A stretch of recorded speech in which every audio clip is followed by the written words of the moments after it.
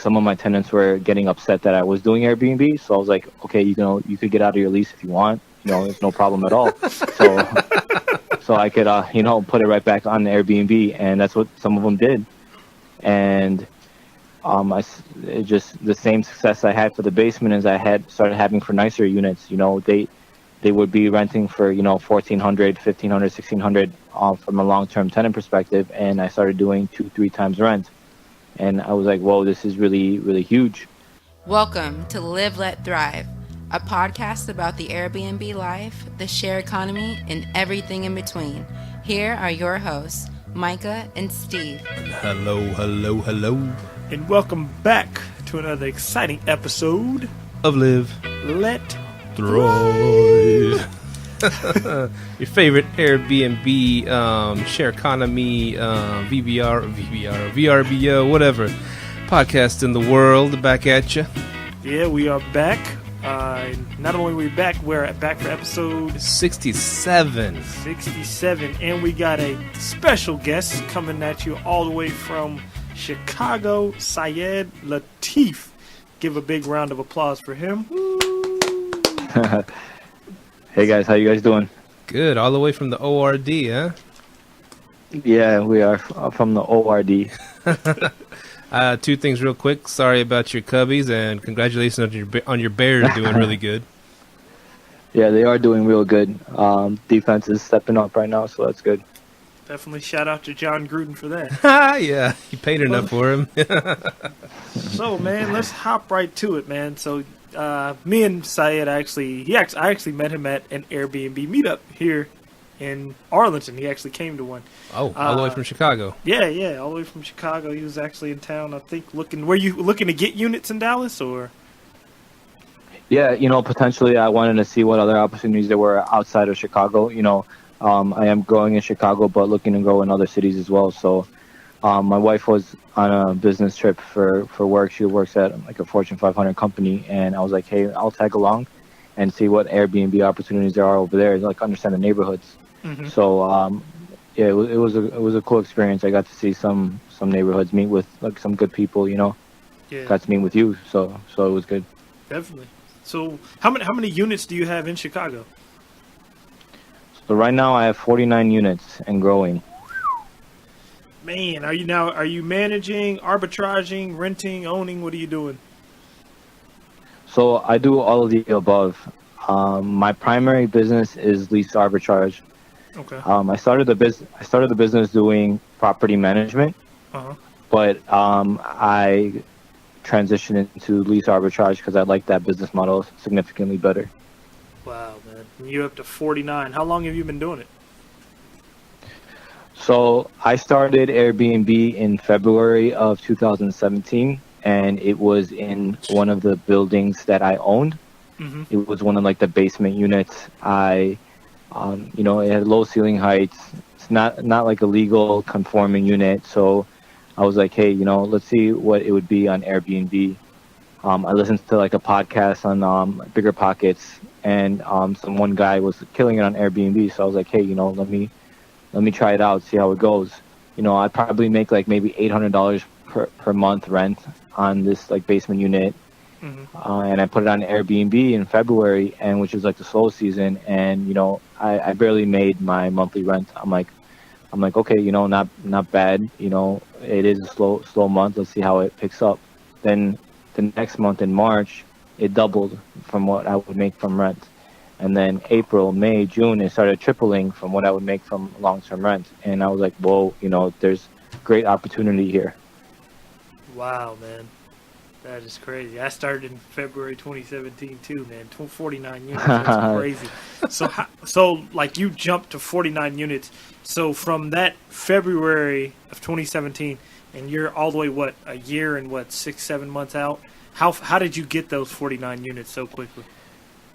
Yeah, so after I saw the value in Airbnb, I was still working corporate, and I had a building that's 5 units. So I was like, hey, I should make all my units Airbnb if I'm getting such large premium on it. Mm-hmm. And so I started adding units on within like a few months of having Airbnb. Some of my tenants were getting upset that I was doing Airbnb, so I was like, okay, you could get out of your lease if you want. There's no problem at all. So I could, put it right back on Airbnb, and that's what some of them did. And it just the same success I had for the basement as I had started having for nicer units. They would be renting for $1,400, $1,500, $1,600 from a long-term tenant perspective, and I started doing 2-3 times rent. And I was like, whoa, this is really, really huge. And then my sister owned a building at the same time in maybe a nicer neighborhood. I was like, you have to get on this as well. And she started making her units into Airbnb. And then from there, I was like, there's a great opportunity. I have the systems in place. Like, I have cleaning ladies. I have I know how to like check people in, check people out, and handyman, things like that. Maybe I should start up my own little business. And at that time, there was like only one like player in the market that was doing Airbnb property management in Chicago. So I was like, I want to eat into some of his market share. So that's when I started my company in September of like 2017. And I started onboarding new clients, which was great because I somehow, some way got to #1 on Google through my SEO. So I started getting a lot of leads. And because of that, I started onboarding a lot of clients. And I quickly grew in like 3-4 months, maybe 10, 15 units. And it sounded good at that time, but I partnered up with the wrong people. Ooh. And there were some, needy clients or very difficult to work with clients that I didn't want to continue doing business with them. So I took a huge spike to grow my units. Then I took a quick dip as well to get rid of units. Mm-hmm. And I started realizing slowly, the property management model is not something that I like as much, because at the same time I was doing the lease arbitrage model where I just rent the unit and I have no boss or anybody that I report to about it. Nobody telling me how to do things, when to do it, and nobody down my back about, why did the picture frame get moved from one place to another, So basically what I'm saying is in the lease model is how I grew so fast. I started off with this one investor in Chicago. He has maybe like 1,500 units in pretty nice neighborhoods in Chicago. It's like B- neighborhoods in Chicago. And he's a big time investor, so he has a lot of volume of empty places. So I came to him and I said, hey, allow me to rent 2 units and I will pay the rent, allow me to run my business. He was already doing Airbnb for himself, so he's like, okay, go ahead. So in towards the end of the year of 2017 I added 2 units, and then 2 months later I was hitting the rent. So I was like, hey, let's grow some more. I went up to him again and he's like, well, I don't want to grow so many units and have so many leases connected with you. I said, well, how can we come up with a way to make it work? I said, maybe we could do a sharing model, 50% of revenues. And he said, all right, fine, let's do that. So that's when I went from, 2 units with him to 6 units with him. And then a couple of months later, I was like, hey, let's do some more. And I just kept on working with the same guy. Eventually now, I said, hey, let's do 10 more. Hey, let's do 12 more, and eventually getting to 35 units with him. And I'm looking to grow more and more with him too as well. Wow, man. Just one connection got you all the way that high. That's pretty cool. Yeah, so basically maybe like 80% of my units is with one investor, And I started looking to similar type people as him. I started reaching out to other big time investors who know him, who could call him and speak to him to show how I am doing my business and how I'm hitting my rents. I'm committed to my current investor $500,000 a year in rents. Mm-hmm. So I started reaching out to others, letting them know, hey, I'm looking to take on 5 to 10 units. What can you do for me? Yeah. Wow, man. So with you managing 49 units, because, we in the Airbnb professional host group, a lot of people think it's impossible. What systems are you using to manage those?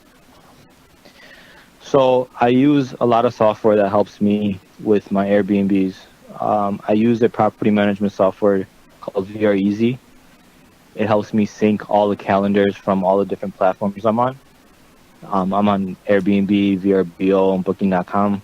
I'm looking to make my own website to avoid like city taxes from Chicago and Airbnb fees.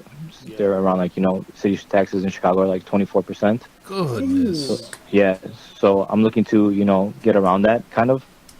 So VR Easy has been a good way for me to get that going.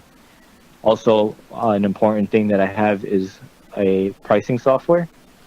I use PriceLabs, and it syncs with VR Easy, and it has great like rule sets that you could include.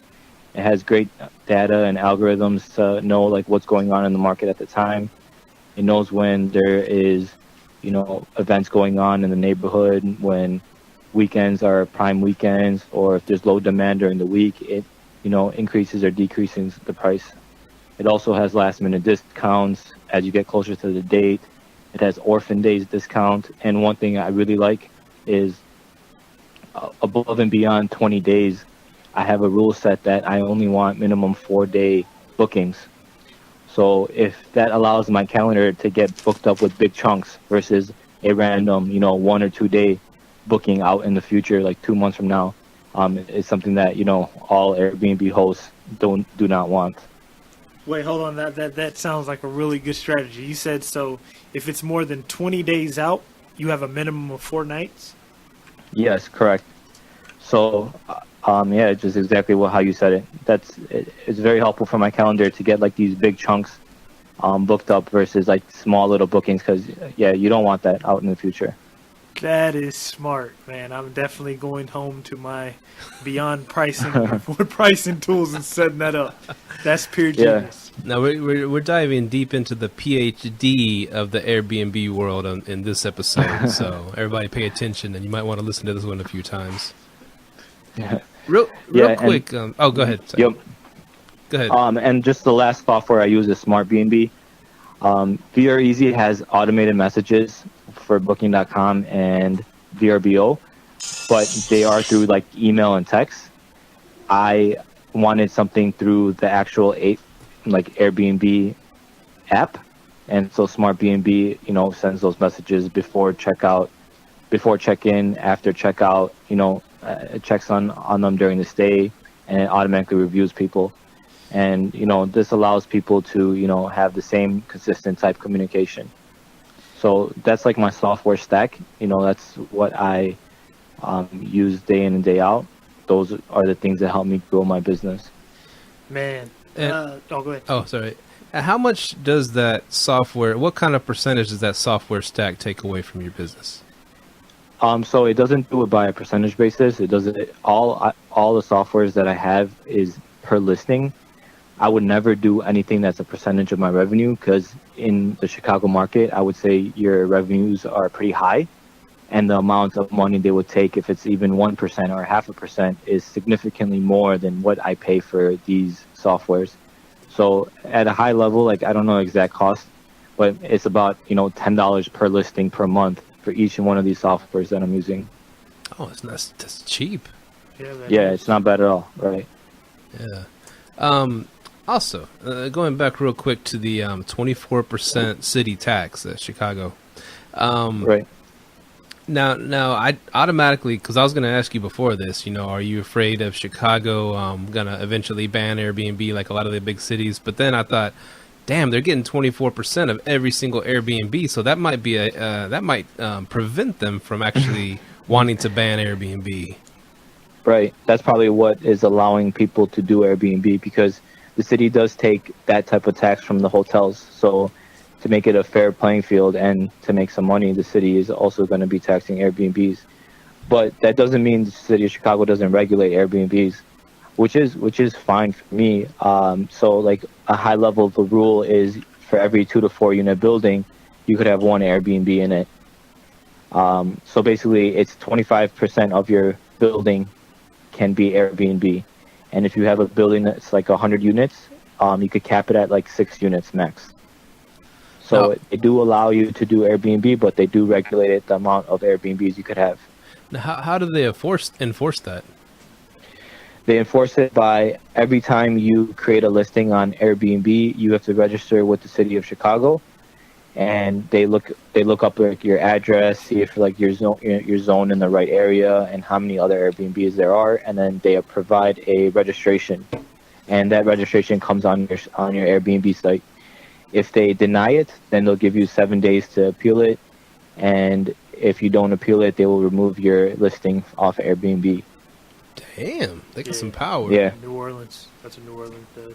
Oh, Whenever you have a strong, I've been noticing with cities with strong hotel presence, yeah, they can easily enforce the Airbnb rules and regulations. And you're saying that like smaller cities or cities like Arlington, for example, would have a hard time enforcing it? I could see them having a hard time enforcing it. I just don't think Arlington's going to put the money behind it to enforce it. City like Chicago, man, their hotels stacked up down there. So yeah, man, that's Right. crazy. All right. Yeah, well, I've heard two sides of it too, where there's not enough people that the city, like there's not enough resources that the city budgeted for to be able to manage all like 7,000 Airbnbs in Chicago. So from my understanding, like it takes maybe some people like 6 months to get the registration from like the city of Chicago, and you're allowed to Airbnb throughout that time. And then like the whole appeal process takes weeks and months. So, the city is pretty backed up. Wow. Yeah, I mean they got to solve all those murders, right? I would say that's fake news. You know what? Fake news. You know what though? Because I called him when I went to Chicago, Yeah. and the first thing I asked him, hey, well, can I stay in one of your units? I think he was fully booked, but that was one of the things I kept talking to the locals about all the crime, and they're like, yeah, man, that's just on the news, man. I was like, really? And most people said that too. They're like, it's not that bad up here. No, definitely not.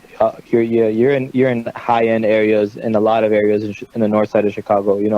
You're talking about there's $5 million homes, $10 million homes. So you can imagine that there are good neighborhoods in Chicago. Oh, okay. Yeah. So you're not in the hood or nothing. Yeah. No, I'm not. I was out in the because I was out like Navy Pier downtown and all that. Yeah, and it was pretty cool. I like Chicago. It was really cool. I went on one of the little boat tours. So Yeah, definitely. It is a good time. Yeah, I've flown through Chicago before, Mhm. and the middle it's winter most of the year there, right? Not most.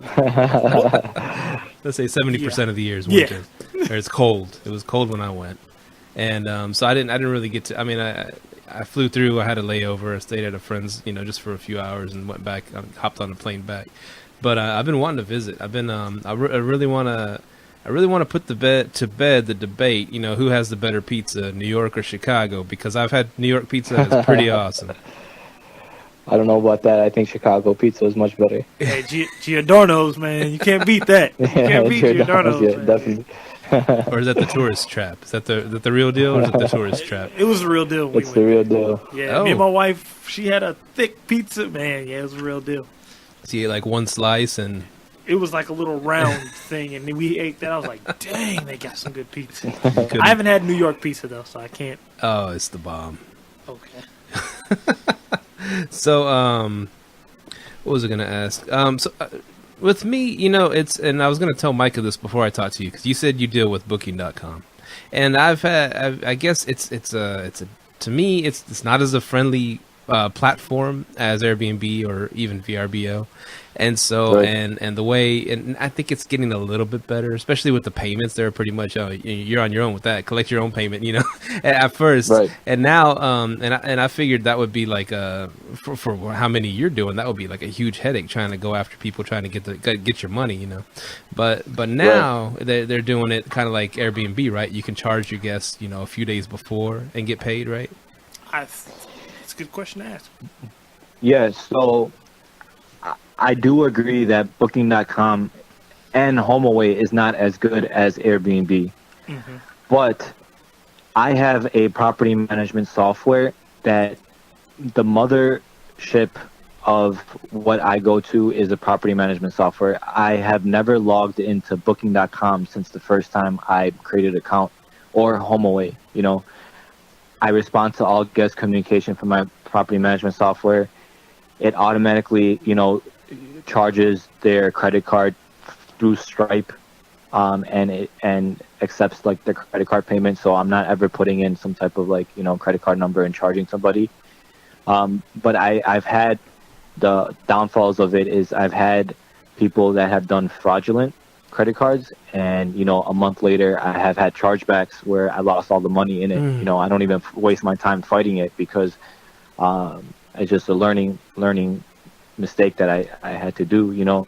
And then now going forward is I don't accept like locals like around the area that do 1-day bookings nearby from Booking.com, you know, or even Airbnb or anybody, you know, because they're just gonna come to, you know, not do good things in your unit. And that has allowed me to, you know, have better guests and allow me to accept Booking.com and be happy with it. But even with that, I do charge a premium on Booking.com just to deal with the extra headache that I have. And the property management software allows me to, you know, in Airbnb, if it's charging $100 per night, in Booking.com, it'll charge $125 per night, you know, 25% premium or any percentage that I want to put on it to deal with the headaches and issues. And sometimes I get some crazy bookings for, you know, a week long that is significantly more than I would ever get in Airbnb. And it's worth it, you know, for having, you know, Booking.com as part of your business as well. Now, you said you use software where you've never logged into Booking.com or Vrbo. Now, that's one thing I'm looking to get into. Is that the VR Easy that allows you to do that?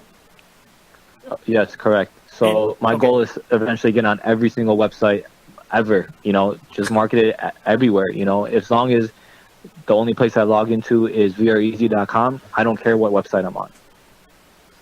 Okay. So now with VR Easy, and it's pretty much putting all these, is the integration process long with HomeAway and VRBO, or is it pretty quick?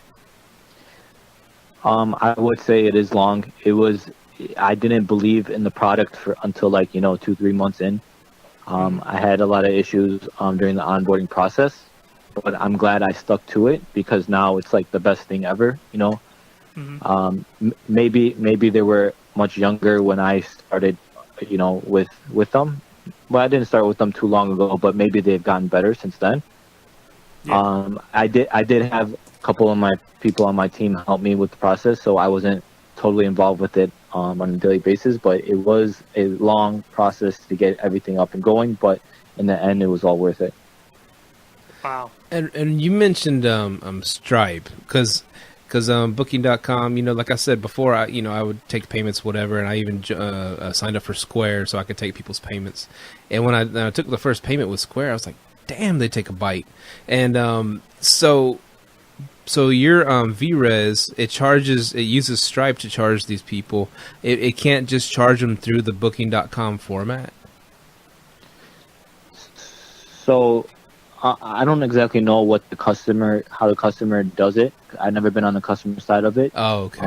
At the end of the day, I just know the money's coming in my account, you know, and Stripe is charging them, and Stripe is like a real like good platform too. You know, I'm always looking at Stripe as well, and downloading my data to see how much money is coming in, and it's nice that it's all inclusive of one. It combines like my VRBO and Booking.com into one by listing, you know, so it's not like on a monthly basis I have to keep on logging into these websites and finding out like by listing how much money I'm making and downloading the data and like putting it into tables and stuff.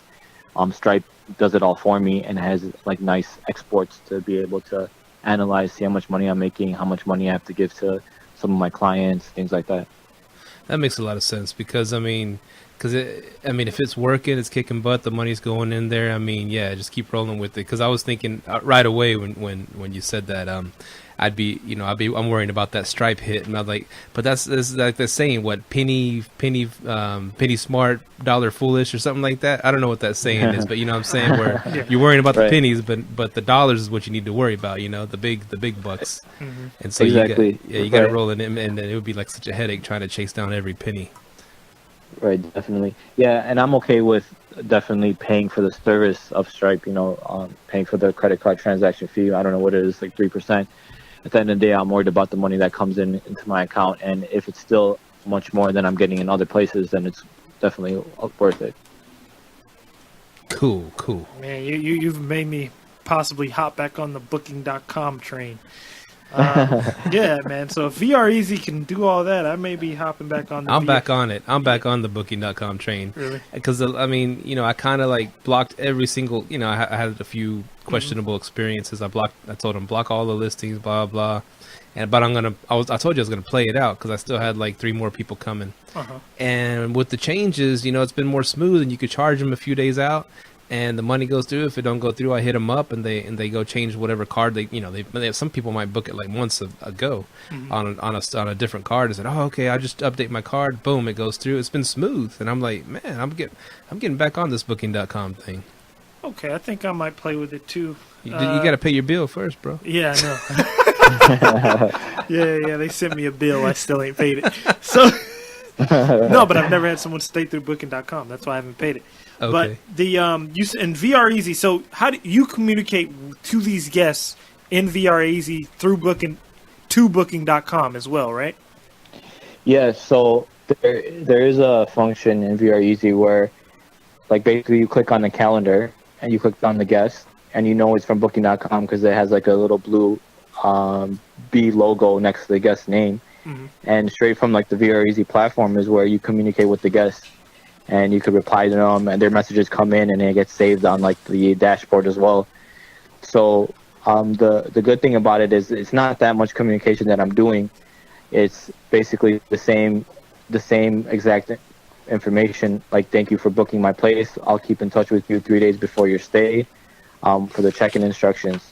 And then it automatically will send that message, and it'll send the check-in instructions 3 days before their stay.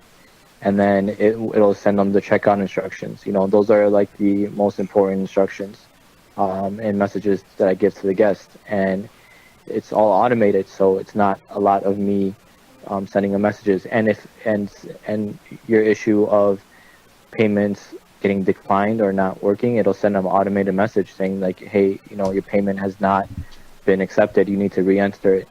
So I've never been, or I have once in a while where I have to call the guest and be like, hey, what's going on? Are you going to put in your payments?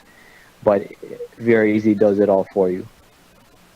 That's sweet. Oh yeah, man. Guesty might get fired. And you're putting on. Yeah, I'm really against Guesty, especially when you have so many units and the amount that they're charging. And in my opinion, you don't get like the personal touch of like a VA of having him do everything that you want them to do.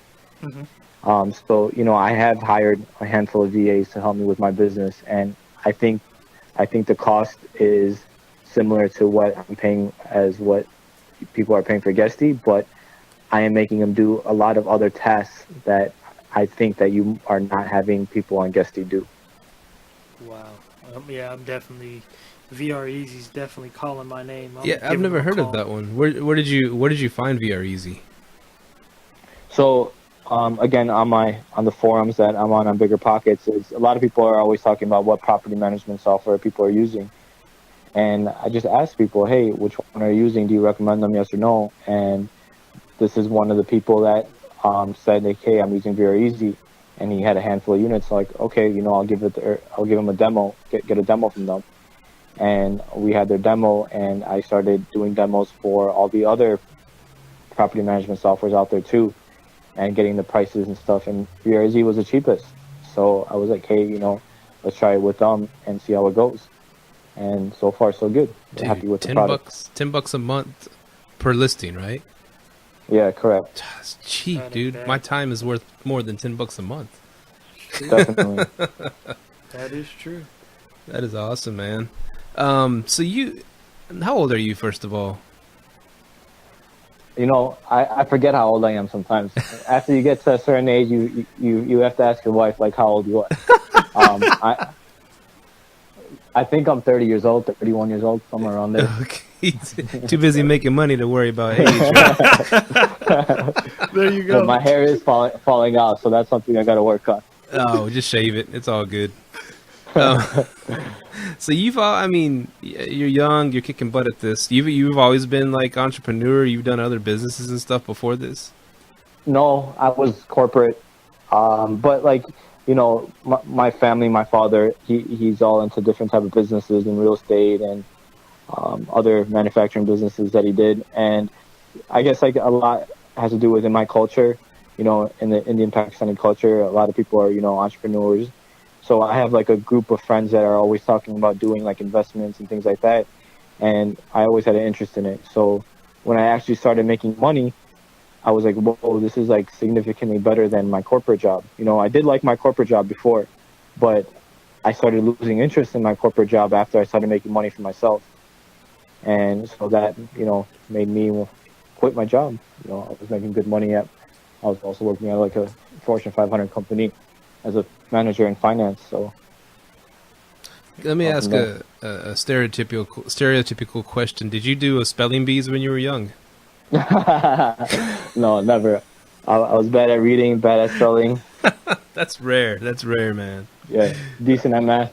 Y'all own the market in the spelling bees. And also, the Indian Pakistani background. It just made me think right away. This cool app that I'm using now to pass some time, which I probably should stop using it so much, but it's called Robinhood, the stock app. Mm-hmm. You heard of that? No, I haven't. Oh, okay. Well, it's like yeah. a stock trading app where it's like no commissions, no fees, no nothing. It's like too good to be true. But these guys, it's like young Indian from their parents are from India. They were born here. They just met in college, started thinking of these ideas, and came up with it. And now it's like they're gonna be billionaires from it. It's pretty sweet. Very cool. Very cool. Yeah, I'll send you a link. So my question, because you said your dad was into real estate. How is the Chicago real estate market? Like, would you suggest buying, arbitraging, wait until the market goes down? How is the Chicago real estate market? So the Chicago market, obviously, it's a very big market. There is tons of different strategies that everyone does. There's people that do like the low price point strategies where they're buying, big buildings in like the south side of Chicago that are not that good of neighborhoods, and on paper they make like huge returns on your investment. I am not into that. I'm more interested on the north side of Chicago. They are at a higher price point, lower cap rate, but there's even a cap rate that I can't even get into. Like there are neighborhoods in Chicago that I can't buy a building because it's too expensive, so I have a balance, I'm in like B minus type neighborhoods, and B minus type neighborhoods, like to buy a 3 to 4 unit building, you're talking about, $550,000-$600,000, and a cap rate of, a good cap rate is like 6 or 6.5%. And then again, there's like cap rates at like 5%, 4%, 3%, all over good neighborhoods in Chicago. So I do think prices are pretty high right now. So, I mean, it's up to the person buying if they feel comfortable. I always buy assuming like long-term rents, just in case like Airbnb doesn't work out, the city comes down on it, you have something to fall back on. Smart. And like I'm always looking into the market to buy buildings, so it's just prices are so high right now, nothing makes sense for me. So we'll see how it goes. With you on that, man. Now, have you thought about taking on investors to get to pick up more properties? So I would want that, definitely at some point soon. I just paid off my like last 2 loans that I had. I had a small dollar amount that I had to pay out. So now I have, 49 units with no loans and no partners. So, potentially I'm thinking about, maybe raising some money to, grow in maybe another city or something like that. There's a big seasonality in Chicago from, the prime times in March through October. There's a slow time during like November, December, January, February. And I heard there's markets out there that are, inverse to that, completely opposite. So like the prime time is from October to, April. And that's something that I'm interested in, diversify a little bit in different cities. Yeah, come to Dallas. We're waiting for you. Yeah, because that's our prime time, October to like March, April. Yeah. Right. So, And another question just came to my head. What about like kind of like a turnkey? You'll set up, because it seems like you got your game down, but do like a turnkey type business where you set someone up with their own Chicago Airbnb and stuff. And you ever thought of something like that? I never thought of that. I don't know how much I could charge for something like that. It has to be worth my time. It's difficult even for me to find units to allow me to lease. It's not as easy as it happened for me because I just got lucky with one good investor. I got one guy to give me those units, so I need to find other people just like him, and so it's not super easy for me to get into different leases. Obviously, now that I have a track record, I'm able to say like, hey, I have 49 units. Allow me to rent 5 or 10, and me not look stupid in a room. So we'll see. It's challenging. So I don't know if I could do that for other people because I want to grow myself. And one thing that has allowed me to grow like pretty fast is when I talked to the investor that gave me his 35 units. Is I asked for 6 to 8 weeks free of rent. Oh. Perfect. Because my startup costs are like $7,000 per unit, and within those 6 to 8 weeks I would recoup that startup cost. Usually like payback period, if you have to pay the lease right away and the startup cost is like 2 years, but there's no way I could grow to 35 units without having some type of free rent to allow me to recoup my startup costs to continuously do that over and over again. That's what allowed me to not take out too many loans or not wait 2 years to start making money. I'm making money today. Man. And what gave you that idea? That sounds like a brilliant idea, asking for 6 weeks free. I had to work to it. When I started, I didn't get anything free. I had to pay, security deposit and first month's rent. And then after you go from 2 to 4, you could start discussing like, hey, how about 2 weeks free? And then when I went from 4 to 15, I was like, hey, I need 1 month free. And then when we're going to the slow season, and I'm like, hey, let me take on like 15 more or whatever. I'm like, hey, I need 2 months free for all these. Oh. And he obviously it's a negotiation. He says no. I say I have to.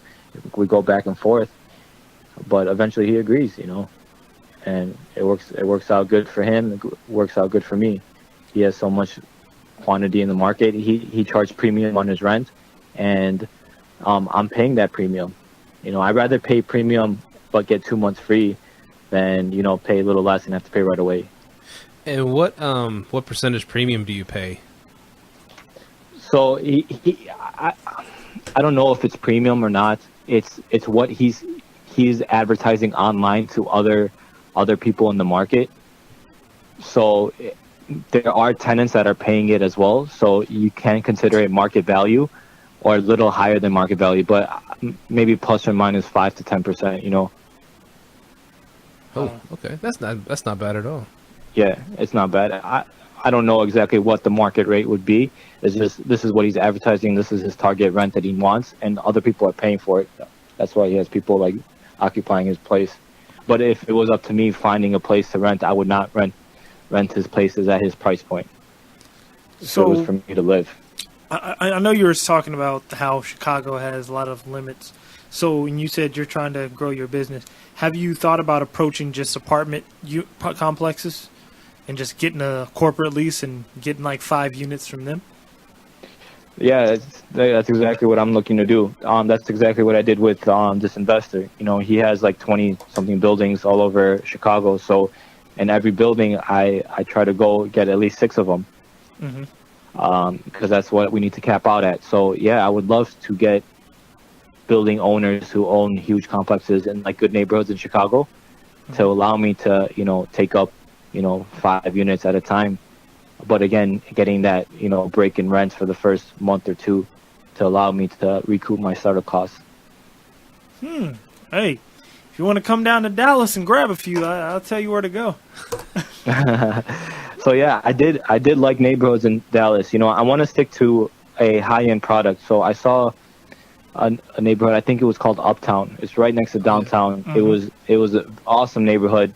You know, nice cars, nice restaurants. I want to focus on high-end Airbnbs in high-end neighborhoods. Yeah, I got a few units in Uptown.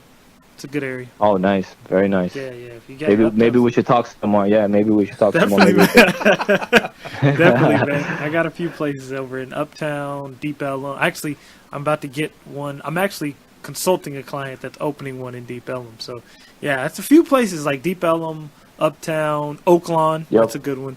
Yeah. Yep. Those Deep are like the Ellum's three coming. neighborhoods that I wanted to focus on. Deep Ellum's pretty. If you can get one over in Deep Ellum, it's pretty good too. So yeah, man, definitely we'll have to talk, man. You may have to put me onto some things in the Chi-Town market too. Yeah, definitely we could do that. And now in the buildings over in Chicago that you said that you want how much percentage of the building you could do? 25% of the building, was it? 25% of the building, capping at 6 units. Okay, cool. And so they have long-term renters there too. Is there ever any issues with the long-termers and the Airbnbers? You know, any conflicts? Yeah, definitely. There's always issues. Even my own building, there was issues. In the buildings that I'm in, that I'm leasing, and like the lease arbitrage, I have problems with the long-term tenants saying like, hey, you know, who are these people? I didn't rent this place to be in a hotel. Oh. So that's something that the owner of all the buildings have come to me and asked me, how do I approach them about this? And, you know, I put together a handful of things saying that, you know, he did hire a corporate housing company. They are insured and they have a lot of experience. They have a lot of units all over Chicago. They do background checks on all the guests, you know, sex offenders list, like terrorist list. They screen all guests to ask them why they're coming, who's coming, and they only allow a certain minimum amount of days. They price it at a high point so you don't get bad people. So all these different things you tell the tenants and see if they're okay with it. A lot of times they just gotta live with it, you know. If they're not happy, they could move. And once, yeah, right. Buy a home if you're not happy. Basically, you can't control what the investor does. It's real talk, but yeah, but in time, I think it'll be the norm in all buildings, and any building you go to will have Airbnb in it. Yeah, I think so too. Because, you know, I was actually at one of my units downtown the other day, and this guy had lost his key, and I didn't have mine in my pocket at the time that I found it. And my Mahogany's like, go talk to him and let him in and see if he's here as an Airbnb guest, right? I'm like, it's a good idea, because I was just kind of want to get enough figure of how many people are just doing Airbnb. And there was a group of them, and I was like, hey, I found my key, and I opened the door.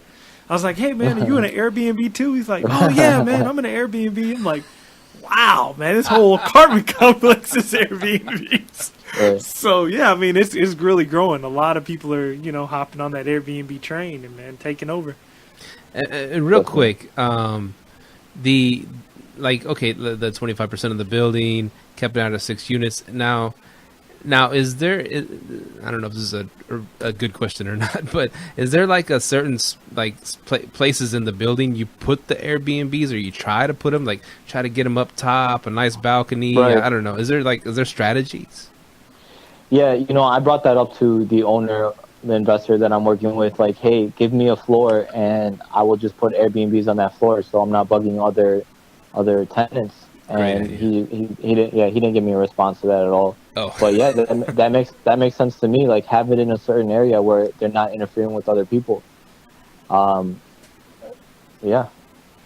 Yeah, that's a good idea. If you can get a floor, oh man, you could kill it. Yeah, definitely.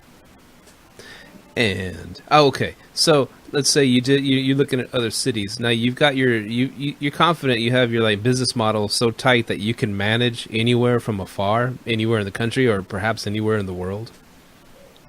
Yeah, I think so. You know, you have to have boots on the ground. Obviously, we could give the example of my units over here. After I initially set them up, I don't step back into the units too often. Obviously, there's rare occasions where I have to, but there are units that I've had for more than a year that I have never stepped into after making it initially because I have good cleaning staff. I have people that have boots on the ground. I'm trying to set up a system in place to have a supervisor and cleaning lady, to like review like the cleaning lady's work, to drop off like missing items and stuff. So I think I can do it. Definitely. I have these 49 units and I'm not stepping into any of these units right now. Wow. See, yeah, that's what I was trying to get to a point where you're not stepping in them. Because I'm finally to that point. And a lot of that actually came from the advice you gave me at that meetup when I asked how do you exchange keys if I can't change the lock, and you told me about Key Cafe. Man, that was a lifesaver because I pretty much own almost all the boxes at the Key Cafe here. So, like, I didn't know anything about it, man, until you told me. And, like, no one uses it here. So, I own a few of the boxes up there. So, very nice. For me, the keys are a death to me. A lot of people lose keys, like hotels, like you would imagine, like a lot of people lose like the card. Mm-hmm. So keys are the worst thing ever. I have backups to backups to backups, and even that gets like lost.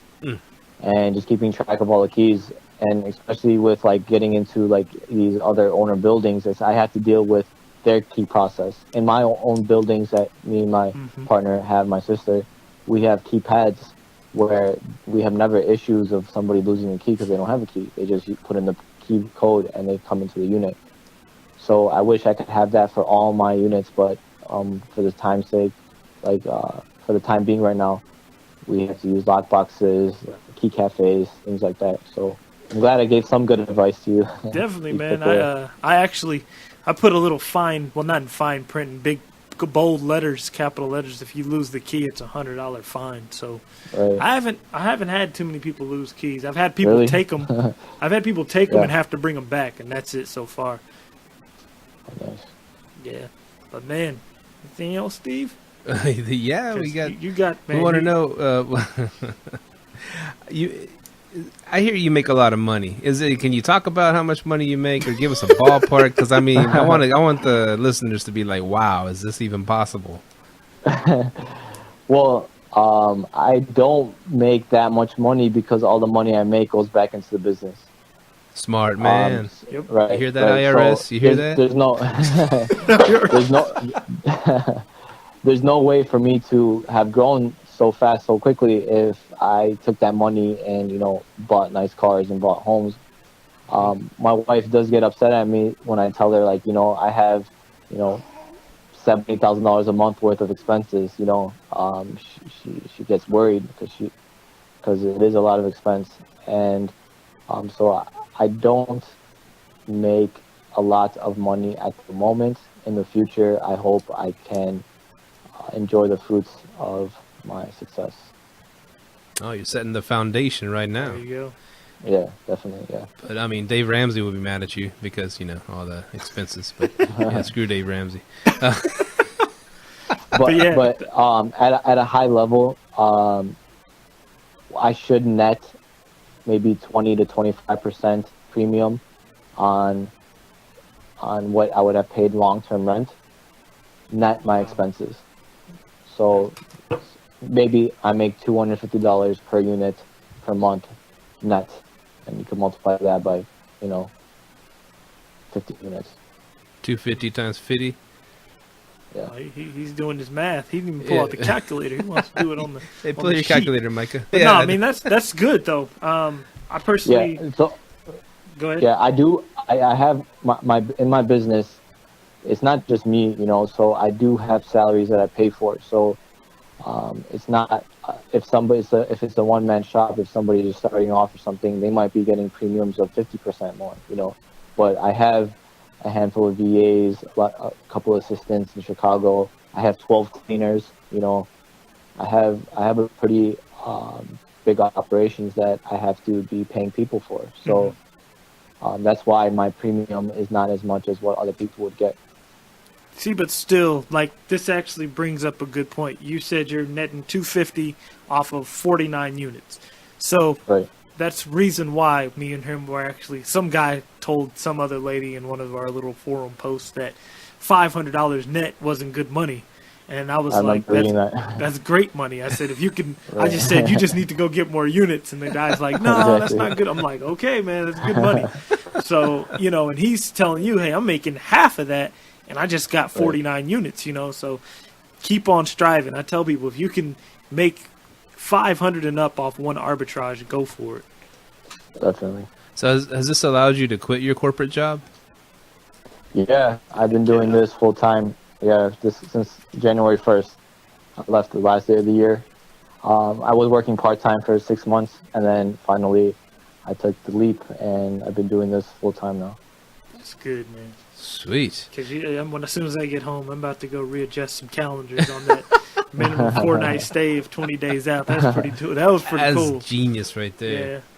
That's genius. Yeah, you could do it to any day amount, 5 days, 10 days, 20 days. You know, minimum. If you want 30 days out, you could put a minimum of 30 days stays. You know. And you set this up through PriceLabs? PriceLabs, yeah. Beyond Highly Pricing doesn't them. offer this. They're getting fired tonight. Yeah, and Beyond Pricing takes 1%. I know.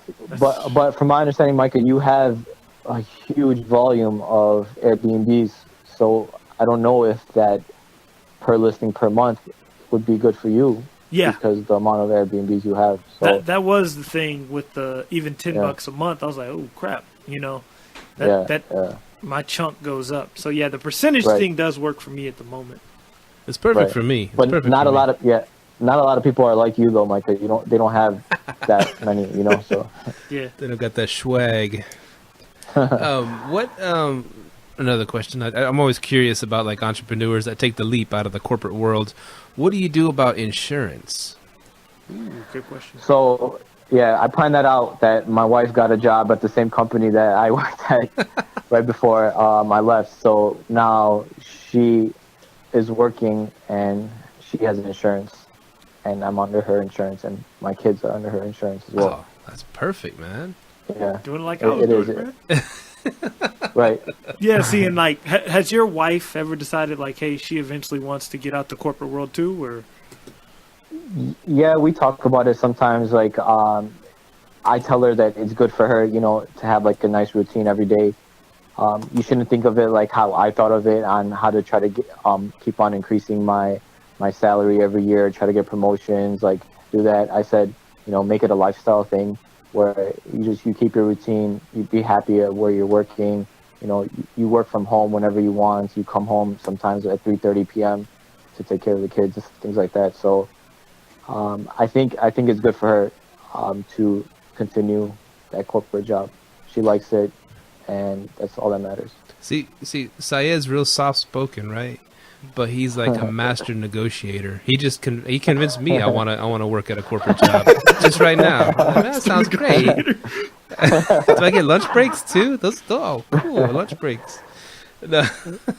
Yeah, but being an entrepreneur, you are working from the second you open your eyes in the morning. You're looking at your phone to 100 notifications till when your family goes to sleep at 10 o'clock, 11 o'clock. You're working till like 3 a.m. So that's something that I didn't expect. At first. I love the freedom, but now it's like it is draining. But I'm looking to create systems, bring people on board to help me manage the operations of the business, to allow me to, you know, not get burned out. Where are you getting your VAs from? I use OnlineJobs.ph. Yep, me too. That's the way to go, man. Yeah. So like this last time around. Show notes. Go ahead. Oh, we're gonna put that in show notes. Okay, nice. So this last time around, I'm looking to bring on 5 more VAs full time. I pay them about $6 an hour, which is premium to what other VAs get paid, but I expect higher quality VAs, and I expect them to be dedicated to me and not do like other work at the same time. Obviously, I can't control that, but I try to do my best. But I'm looking to onboard 5 of them. So the process was going through 300 applicants, And after reading all the applicants, we sent questions to 100 of them. After sending questions to 100 of them, we had interviews with 30 of them. And then we told 10 of them that we're going to have 1 month paid probation period where I'm going to pay you, a part-time salary of $100 a month, and you're going to do part-time work on your own time. And I'll be giving you a handful of projects, and I will be reviewing your results with you. And my goal based off this is to minimize a 10 to 5 and cut off the people that, can't communicate properly, can't tell me their ideas, they don't do the work right. I'm trying to find the best candidates from doing this. Yo, train me on your process. I need your process. That process was legit dope. CEO level type work right there. Yeah. It costs money, obviously, because you're paying so many people, but you could start cutting them off immediately after a week if you're not liking the way that they're doing. A lot of them were scatterbrains where I hired them for a finance position, and they started talking to me about SEO in the middle of after a couple of days. I'm like, what is this guy talking about? Cut them off. But so far, out of the 10, 3 are super duper strong, where I'm super excited to bring them on board to help me with all sorts of things from the finance aspect of it. I want to know every month exactly how much money I'm making, because a lot of things that I'm doing is I just got to get control of my business. It grew too fast, too soon, where I need somebody dedicated to help me understand the finances. And with this hire, I am hoping that I'll be able to do that. I've already seen some of his work, and it's super promising. So I'm very excited for him. Man, so when you say, because I'm happy you brought up growing too big, too fast, because I kind of ran into that situation. What did you learn from that? You grew too big, too fast. What were the downfalls of that? Definitely quality of the Airbnbs and cleaning has significantly decreased as I've been growing. I now need to get a supervisor system in place where after the cleaner is complete, I need somebody to just hop in to give it a thumbs up. And I think I have the volume to be able to do that now. So that's in place right now. So quality of cleaning is the biggest one. And number 2 is understanding the finances of it. There's so many bills coming in, and you have 49 electric bills, and you have 49 gas bills, and you have 49 internet bills, and you have 35 rents, and there's so much money coming out, and I have to set it to auto pay. I don't even know how much they're charging. I need to get down to understanding the finances. And the thing is, I'm coming from finance, so my wife gets mad at me. It's you don't even understand your business, and you have a finance degree. So it's just I don't have time. I'm worrying about all this other stuff, and growing to so many units. The biggest problem that I have is unhappy guests. I've been dealing with almost on a daily basis. Somebody's unhappy about something. And I have just realized that's just the human nature. Some people are always going to be unhappy. It's nothing you could do. And, sometimes I read on the Facebook groups on this person gave somebody a 4-star and how upset they are. And man. It's just funny to me. Yeah, when you got 49 units, man, 4-star becomes normal to you. You're 4 stars. Moving on. I heard something really cool. It was from Grant Cardone. You know Grant Cardone, right? Yeah, I do. Yeah. And they were talking about something came up with haters and stuff like that. And then Grant Cardone, he's funny. He's funny as hell. He's a genius too. He goes, look at this. He goes, look at this. He goes, if I could get half the country to hate me, then I can be president of the United States of America. that was some real talk, man. So screw the haters. I mean, it's like a badge of honor if you start getting big enough to where people aren't, people are complaining or this or that or hating on you. I mean, that just means that you're getting more and more successful. And that, like you said, the people on those groups are just so, oh my God, I got a 4-star and I treated them so well. And are you serious? Screw them. For real. Exactly. Worry about the dollars, not the stars. Shit. Hey, Exactly. I agree, 100%. Quote that. About the dollars, not the stars. There you go. People in that group get mad at you if you say something like that. They'll be like, "No, it's hospitality." You're like, "All right." Oh my god. Hey, but so you said you were having some troubles with the cleaners and people popping in. I have a question. Have you onboarded your cleaners to TurnoverBnB or hired any from TurnoverBnB? Sorry, repeat the question. You said you needed someone to pop in after your cleaners. So, right. Have you ever looked at TurnoverBnB? Tell me about that. I feel like I have. It's pretty much. At that. It's the Airbnb for cleaners. So let's say you hire a cleaner. You can hire a cleaner with 5 stars, 4 stars, and then they're rated off their cleaning. So then you can just fire them if they have a low rating. You know what I mean? Oh, interesting. No, I haven't seen that one, and I will look into that definitely. I've seen the other softwares out there. Like I heard, I think it's called Properly, I believe. Where it has you like take pictures of each and every single thing after they clean it. I thought about doing that, but it's just the cost to get that in all my units. It'll be a lot, and then training all the 12 cleaners, and some of them don't speak English that well or like have their phone on them. So I ended up deciding not to do that. So I think a manual effort of somebody going to check up on them after is good, because I could always have them do extra things that other cleaners don't have time to worry about. Like, hey, if the Roku remote doesn't have batteries anymore, or somebody logged off Netflix to log back in, or fix the Wi-Fi. You know, a lot of the cleaners, they don't have time to sit there trying to figure that out because they want to clean the place and get to the next unit. You know. Let me kind of tell you what I did. I was kind of having that situation. What I did was I got on TurnoverBnB, and I found a 5-star cleaner. And what I did was I was like, "Look, can you commit yourself to me, and I'll give you more and more units?" And she was like, "Okay, cool." So she just committed, and I think you have enough units to do it in one area. Where you have 49 units, you say, "Hey, if you commit yourself to me, start your own cleaning company, whatever you have to do. If you could cater to me, I'll give you more units. Then we can actually take our business outside of TurnoverBnB, so neither one of us are getting charged the fees, and you just work for me." Right. And then I think that'd be a lifesaver for you, man. Right. I'm gonna check TurnoverBnB out. That sounds awesome to me, to be able to see like having like cleaners that have some reviews out there. You know. Because I probably can offer these cleaners much more than anybody else could offer around that area. Exactly. So that's a very good idea. Now you being from business and finance, I'm pretty sure you've heard of the 80-20 rule. Yeah, I always talk about that.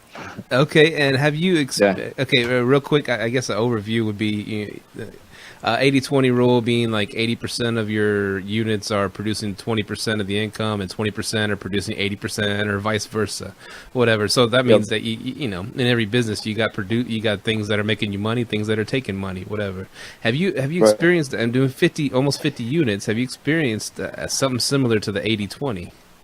Yeah, I have experienced that significantly when I talked about moving from the property management business to the lease arbitrage business, where there was that one client that gave me a handful of units, but I was spending 80% of my time dealing with those units and dealing with her. And I realized I need to fire this client, or else I will never be able to grow my business. And I realized, the property management aspect just takes too much time, and I could grow much faster and easier doing the lease arbitrage. So I have experienced it in that sense, and I'm sure that's basically what I wanted to say. Wow, man, that's great. I mean, it's the firing process is just as important as the hiring process, right? Yeah. So now, at one point, I might have had 10 clients, and then now I have reduced it down to 3 only, and these 3 people are people who are easy to work with, and they are making high revenues on their Airbnbs. So it allows me to, make me interested in making my 20-25% commission on their place.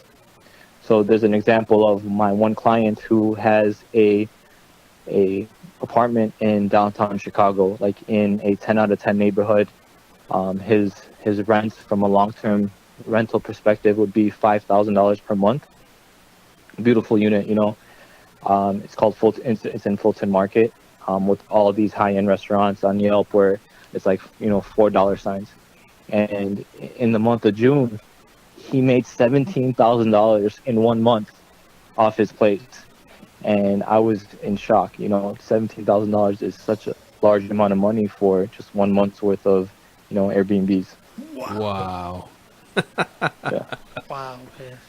So people are gonna start coming to you now, right? Saying, "Hey, you're the Airbnb guy. Come do my units." Is that starting to happen? Yeah, I do get that, but I'm very selective on who I want to do it with. Like I said, I don't want to get in with a bad partner because you're almost partnering up with them, and you're going to be reporting them on a monthly basis. So they have to match your style of how you're going to manage your business. Some people are not motivated by money; they're motivated by preserving the property in like the best way possible. And sometimes that doesn't match with how I want to run the business. Definitely. Yeah. Definitely. You got to get good partners. So you kind of scared me a little bit. I'm bringing it back to me again. Because I have friends at work, and so they call me, oh, he's the Airbnb guy, because they've heard of because you cross Facebook pages with people at work, then word spreads. Oh, you have a podcast, you do Airbnb. They was asking me questions. People are always so interested in it, but always afraid to make that leap. Most people are. 90% of them are afraid to actually do it. Right. But I would say more 95. Yeah. 95 exactly. And those that do it only do it for like a few months and say, screw this. And so but like I have a buddy and at work, he's got a spot in Irving, which is right by DFW Airport, and he's bought a house, and he's like at 3 bedrooms that he wants to rent out of the house that he ain't using, and he works 2 jobs, whatever. He's never hardly there, so he's kind of wanting me to help him set it up and manage it for him. So, but I'm kind of scared. Is it worth it? I mean, do you charge the 20%? Is it worth it for the 20%? I don't know. I mean, Micah says yes, of course. 20%? Hell yeah. So if it was like his whole house, then I would say it is worth it. But doing like the 3-room private rooms, I don't think it's worth it. And also for me, the friend and business partner relationship, like if you're willing to like let that go, then go ahead and do it. I prefer keeping my friends separate because I don't want any issues. I always hear situations where friends are not friends anymore because of getting into business situations. Whoa, that's. I'm happy you said that, man. That's a deep one right there. Hey, there's some big business owners looking at this like, yeah, that's true. Yeah, that's true. You have to let that friendship relationship go. Yeah, I had to fire a cousin for doing some crappy hardwood floors in my units, man. Screwed me over out of some money. You could definitely help them out and set them up and let them know that, like, hey, it's not going to be that much work if it's just your one place. And I could give you some ideas on it, and you won't make money on it, but you could help them out. And if you don't want to manage it, I'll do it. I might throw them at you because it's my buddy Sammy, my African buddy, older guy. The thing is, he's always asking so many questions, and I think, oh man, he'd wear me out. Tell him to hit my line. Tell him like Micah don't play though. He asks too many questions, man. Yeah, don't worry about it. No, for 20%, I'll run him up. Oh man, what's the name of your business, by the way? It's Hostly. Hostly? No, HOSTLY. Hostly. Oh. So my website is hostlybnb.com. hostlybnb.com. We're definitely going to look it up, man. Yeah, we'll definitely be sending some people over there to get your services if you're still offering them. Yeah, definitely. And we'll be going to Chicago and trying out that pizza challenge on our, we'll hit you up when we go. How about that? Sounds good. Give me a call when you're down here. That's awesome. That'll be awesome. And Yeah, man. So where you want to go with this? What do you want this business to be? How big? I mean, what's your goals? I want it to become as big as possible. I don't have a dollar amount or anything. It's almost like I like the game of it. I'm just a player in the game, and I want to see how big I could get it. There's not like a certain dollar amount that makes me happy, a certain unit amount that makes me happy. I see these news articles come out with like these big companies like Sonder, who raise hundreds, like maybe I think like the valuation was like in the $100 million for Sonder. And I want to do something like that maybe one day. Who knows? And you're headed in the right direction, man. Definitely. And very inspiring. You inspire me to get off my ass and do more in this. Micah always inspires me because he has so many units and he's kicking ass. But man, this is legit. I mean, especially the systems. That's to me, that's the hardest. I'm so unorganized. I'm an unorganized dude.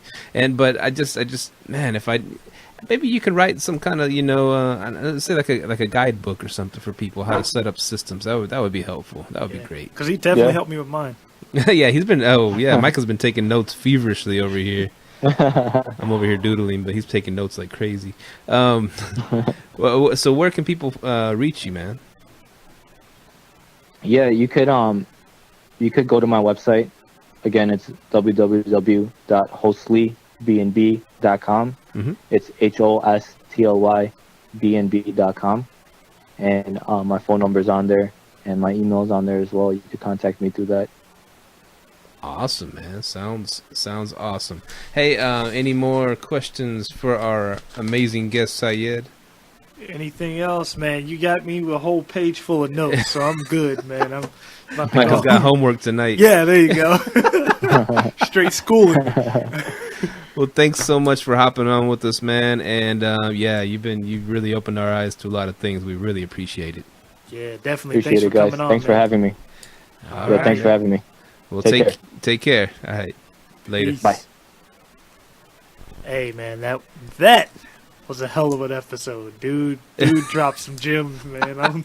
But he really knows his stuff. Like, he was the one who, when I first started doing my art, when I first left the corporate world, he was actually one of the first people I ran into, and he started talking about how to do key exchanges, and he actually helped me automate my Airbnbs in Dallas. So he is the truth. So if you go to HostlyBnB, check this dude out. He is the truth. Syed Lateef. Syed Lateef. Straight out of that Chi-Town. Chi-Town. So, man, this has been a great episode. I hope y'all enjoyed it. And it's good. I mean, see, with us, it's good. We do we get into the what are they called? The nuts and the brass, or nuts and the bolts? Nuts and the bolts and the the gold and the brass. I don't know, whatever. I just make things up. But and then some episodes we really dig deep. Other episodes you and I just go through our experiences and what we're learning and stuff like that. And we're all over the map. And so what I want to bring it up on the next episode for sure. So listen to the next one for sure. Definitely. And after you listen to this one like 5 times. But I looked at our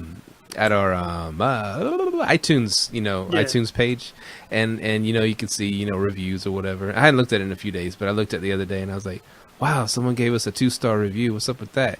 So because we've got all 5-star reviews, and I'm like, a 2-star. Ooh, I got that little twinge, that little Airbnb twinge when someone gives you a bad review.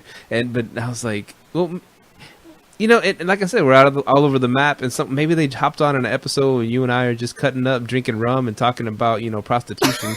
And I'm like, I can understand that. Maybe they didn't give us a fair shot, but like I said, soccer mom driving. Oh my gosh, what is this? This isn't Airbnb at all. Not that all soccer moms are innocent. Some got the tramp stamps going on, and it's. I don't know where I'm going with this. It's rum time, and thank y'all for listening to this. Jerome, he didn't bring that one back, man. Y'all know where to find us, liveletthrive.com. Hit us up, call us up, liveletthrive@gmail.com. Yeah. Thanks for being the fans, and thanks for sticking in there. We're going to pump these shows out more and more. By the way, we got 2 heavy hitters coming to the show. Just wait. We got 2 more heavy hitters. Syed was 1. We got 2 more, so definitely tune in. Sweet. All right. Live Let Thrive out. Peace. Thank you for tuning in to this week's episode of Live, Let, Thrive. Be sure to tune in next week for all the latest in the world of Airbnb and all that entails. Bye-bye.